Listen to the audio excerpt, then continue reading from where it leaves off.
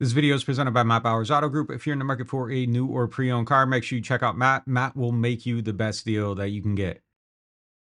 The biggest storyline to follow in camp, well, I mean, we know it's quarterback, so we're just going to move beyond that one and just know that that one's solidified at the top.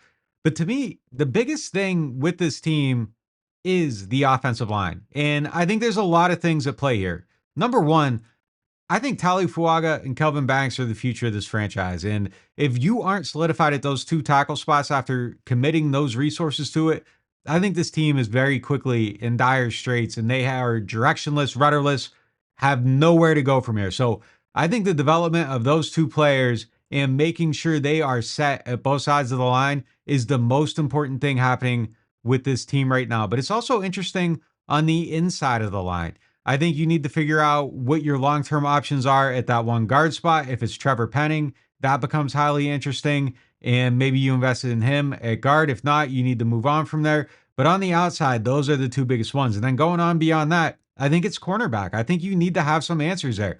You got to figure out what you're doing with Alontae Taylor. He's in a contract year. If you don't sign him, that's another hole. Kool-Aid McKinstry has a chance to be one of those lockdown guys at that outside spot. This is the same system he ran in college. So I think that there's a lot of things benefiting him going into his second season. I like the way he finished last season, matching up against some guys, had some good stops against Tampa and Evans. So that's something to keep an eye on going forward. And then Quincy Riley was also drafted, wasn't necessarily a super high pick, but early on in the draft, a guy with a good pedigree, a guy who's played in this type of system. If you have a couple of answers there, I like where the Saints sit going into next year's draft. But you have to know that you are set at those tackle spots. You have to know that you are set at cornerback.